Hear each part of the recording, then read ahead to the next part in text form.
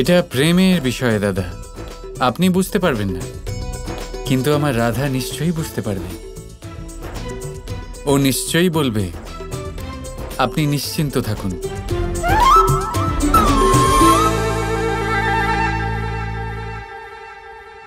দাদা, আপনার আবার কি হলো? ঘোষণা করার জন্য না, আমি অনেক বড় আয়োজন করেছিলাম। তোমার বিবাহ প্রস্তাবের মতোই এই ঘোষণাটাও মানে দিব্য। আর তাহলে আমি এখন সেই ব্যবস্থার কি করব? আরে শান্ত হয়ে যান। কি ব্যবস্থা করেছেন আপনি? ওই দেখে নেব আমরা, আপনি নিশ্চিন্ত থাকুন।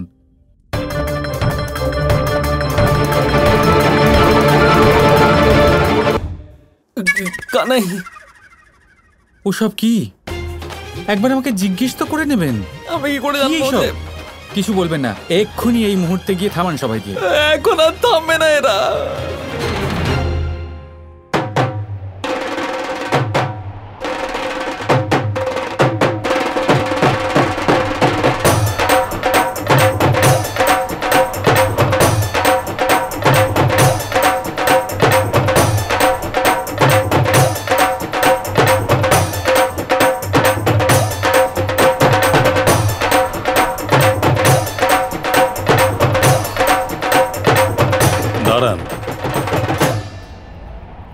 কি হচ্ছে এইসব? আপনারা এমন করছেন কেন? বলরাম দাদা বলেছিলেন।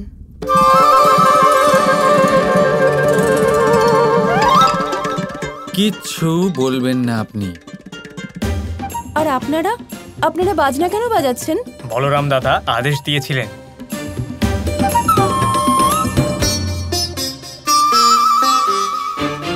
আর আপনারা সবাই যে ফুল ছড়াচ্ছেন, এটাও কি আপনাদের বলরাম দাদাই বলেছেন, তাই না? হ্যাঁ, দাদাই বলেছিলেন। আজ আবার তুই মস্করা করছিস?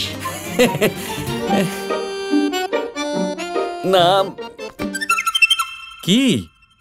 যে বীজ আপনি রোপণ করেছেন তার ফল আস্বাদন করুন আপনি। বিবাহের বাড়ি তো, তাই বিবাহের এই পরিবেশকে, এই উৎসবকে আরো সুন্দর করার জন্য এসব করা দরকার ছিল তো না মা? আচ্ছা, উৎসবকে কি করে রঙিন করতে হয় আজ আমি তোকে শিখিয়েই ছাড়বো। দাঁড়া দাঁড়া। লাগছে না মা।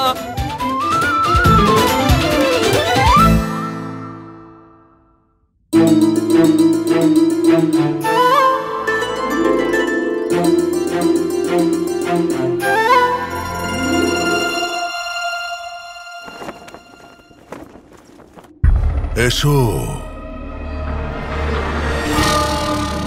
এসো ছলাসুর, এসো।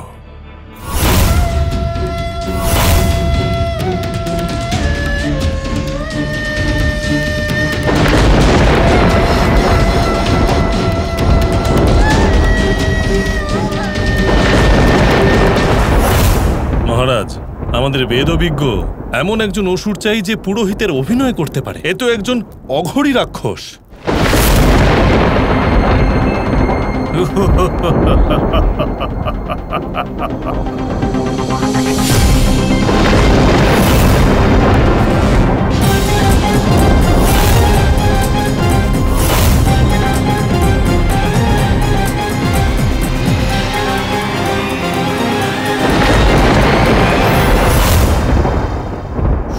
অঘরী রাক্ষস নয় সেনাপতি অক্রূর, অসুর দেবী মহামায়ার কৃপায় আমি যা ইচ্ছে তাই করতে পারি, সমস্ত রূপ আমি ধারণ করতে পারি। কিন্তু মহারাজ, আপনি তো কৃষ্ণকে চেনেন, ও নিজের মায়াবী শক্তি দিয়ে ওকে চিনে যাবে আর ওকেও মেরে ফেলবে মহারাজ। না ক্রূর, মহামায়ার এই কালো কবচে সুরক্ষিত এই ছলাসুর চিনতে পারবে না ক্রূর। আমার ছলাসুরের ছলনা দরকার। ছলাসুর, কালকের বিবাহ সমাগমে তুমি এমন বীজ বপন করবে যা রাধা কৃষ্ণের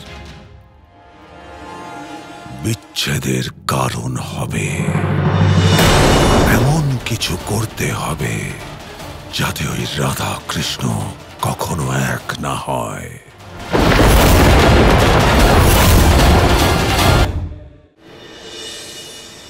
কাল বিবাহ আর কন্যাদান রীতি সম্পন্ন হবে, আর তার জন্য পাত্রের মাতা পিতা একজন মহাপণ্ডিতকে নির্বাচন করেছেন, যিনি সমস্ত বেদের জ্ঞানী।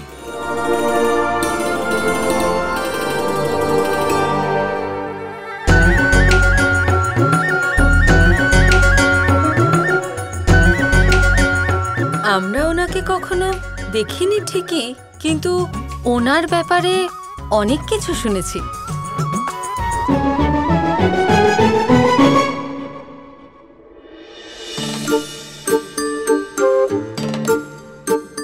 রাধা, দেখো পরিস্থিতি ঠিক আছে, সবাই উপস্থিত আছেন, এবারে বলেই দাও তোমার মনের কথা। কি করে বলবো কৃষ্ণ, আমার হৃদয় ভীষণ উতলা হচ্ছে।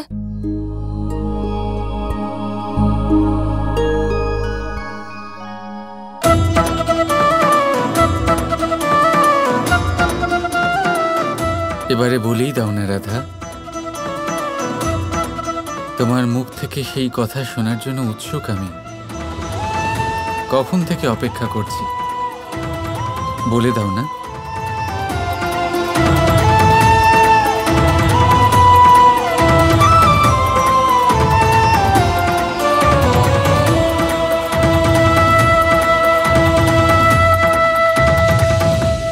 দাঁড়ান বাবা।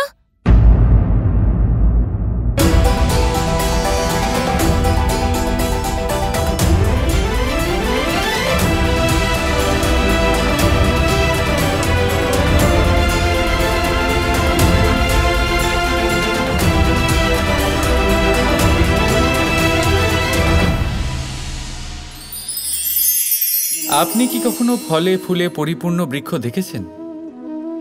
তার ডালগুলো কিরকম স্বাধীনভাবে বেড়ে ওঠে, কিন্তু যদি এই ডালগুলো মূলের সাথে ঠিকভাবে যুক্ত না থাকে,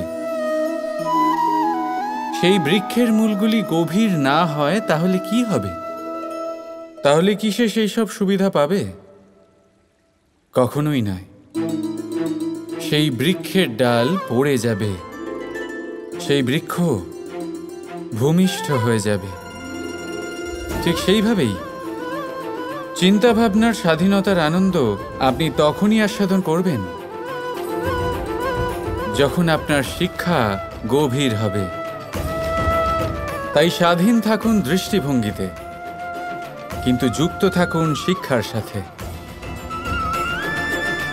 রাধা রাধা।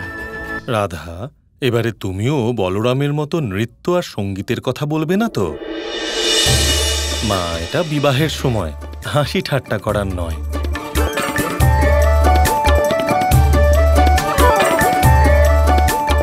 হ্যাঁ, প্রয়োজনীয় কথা থাকলে বলো। বাবা, মানে হ্যাঁ হ্যাঁ বলো।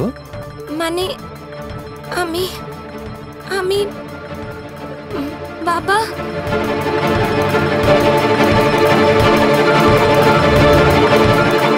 সেরকম কোনো গম্ভীর কথা নেই।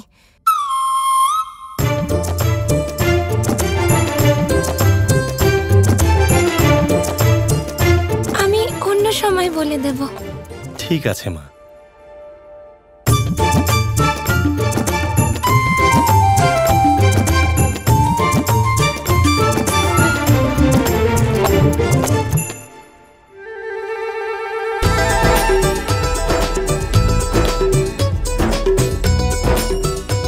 ক্ষমা।